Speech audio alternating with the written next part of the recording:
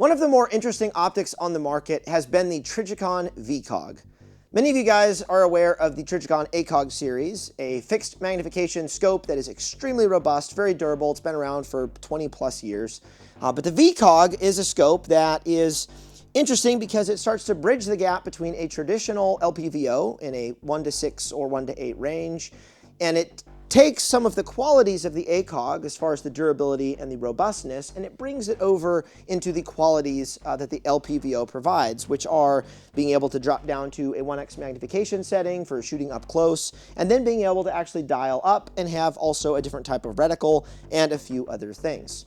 Now, Trijicon has had the 1:6 VCOG for quite a while, and a few years ago they launched the 1:8, which is a little bit more modernized compared to some of the other optics that are being released right now. But the Marine Corps actually chose the VCOG 1:8 as one of their main optics for the HK 416 IAR.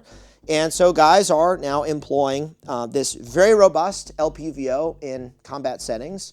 And that's been really interesting to see because the Marine Corps really values the durability of the Trijicon ACOG. Now, the Trijicon VCOG is tested to mil standard 810G, which just a few moments ago I pulled up online, which it's a 1,086 page document detailing the testing procedures for environmental testing, durability testing, and a host of other types of tests that are done to ensure that the product can handle a fair amount of abuse.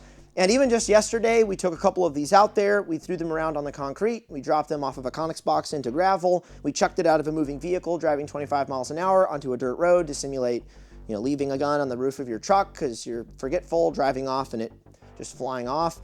And we had optics that were still able to retain zero. There were a few other little issues, but we were still able to engage man-sized targets up to 500 meters, and we were still able to use the optics just fine. This is the 1:8 that I was using for all of those tests, and it has held up quite well. The only downside that I really had was when it impacted the concrete on the battery compartment, and that fried the electronics to the scope itself, but I continued shooting it throughout the day, and it maintained zero after throwing it off of a Conex box, after throwing it outside of a truck.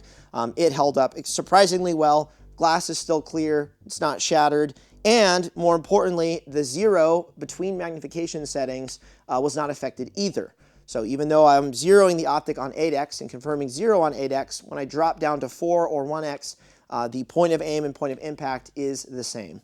That is one of the larger issues you can have with LPVOs that unless you're paying attention to shooting paper, you're not going to notice. But if you zero it on 1x or 6x, it is possible that after you change the magnification, the tracking isn't all lining up, and you're going to have an unzeroed optic on different magnification settings. But after all the abuse, we were not running into that, and that was super cool. The packaging is very simple for the 1:8 model. Cardboard box with the Marine Corps issued Coyote padded case that they really like. You also get a scope cover, mainly just to protect the glass. You definitely don't need this to protect the scope. It can protect itself. You will get a single AA. This is a AA optic, which is super nice. Trijicon says it's a 633-hour battery life on setting 6, which is kind of in the middle, which is impressive. You get a lens brush, which you probably already have tons of these if you buy multiple optics. And of course, all the manuals and things for the VCOG. Now, there are a couple different 1:8 models that Trijicon offers. They have one that has a very simple MRAD or MOA reticle. This is the Marine Corps issue one, so it comes with all this fun packaging, but it also has the T.REX front cap and rear cap covers, if you're into that sort of thing. It has a LaRue QD mount, which the cool thing with the VCOG series is this is a scope that you don't have to level. It takes regular ACOG mounts, which are 2 screws on the bottom. The mount is fused into the tube of the optic itself, so you never have to worry about leveling the optic or anything like that. They come with mounts already. You can buy aftermarket mounts, tall mounts, cantilever mounts. There's lots of different options out there. This mount is really nice. It's a QD mount, so you can always pop it off, throw it back on. We were not testing return to zero with this mount. We were not doing a mount test, but I would assume it returns to zero very nicely because it is a LaRue. One of the more interesting things about this optic, though, is you cannot dial the turrets. So unlike a lot of other LPVOs and 1:8s on the market, typically when you remove your top cap, or you unlock the turret, you will have all of your mils, 9 mils or so, and you also will have 0.1 or 0.2 increments. And this would allow you to dial onto a target at a specific distance. So if you know I'm shooting a target at 500 meters, I need to dial 5.8, you could actually turn your turret to 5.8, shoot that target, and then dial back to 0.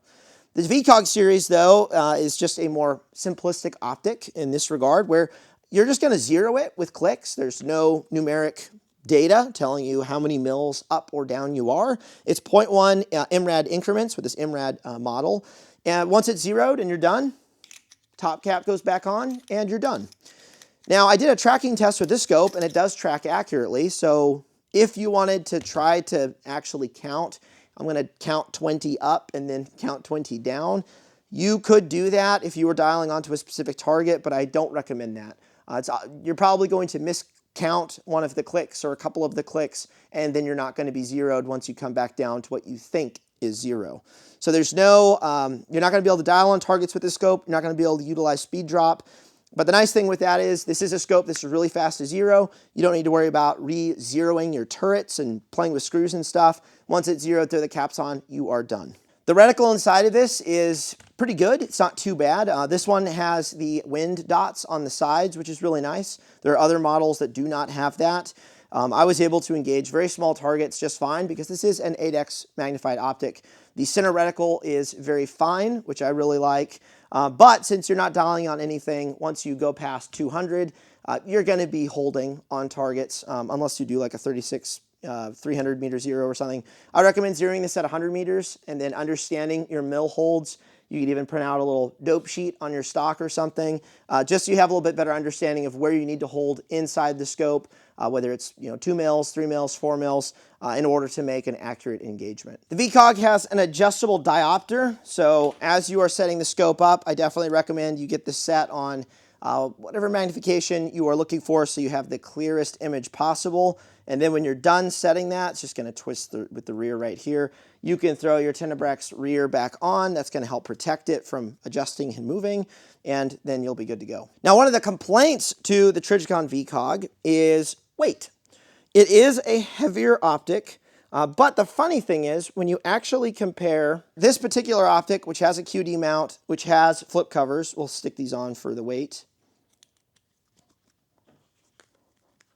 and you compare this to an optic in its same class, another 1:8, that's a 34 millimeter in diameter optic, you're going to see that the weight difference is actually not that much. Yes, it's taking a AA, so the compartment is larger, and so you're going to have a little bit more weight, and the battery itself is heavier than a 2032, but the weight between this optic and, say, compared to a Night Force 1:8 attacker with, again, the same flip covers and in this case I have a Geisley mount, it's going to be about the same. So in this case, this optic right here, this package, is going to be 29.8 ounces. But this optic, the Marine Corps 1:8 model, weighs 31.6 ounces. So it's only 1.7 ounces heavier than this Attacker 1:8 34 millimeter optic, which is in the same class as this scope right here.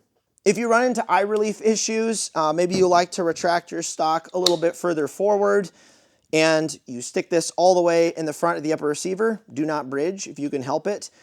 You can unscrew these through screws here in the bottom and move the entire scope forward in this mount and give yourself a little bit more eye relief if that's something that you're going to need.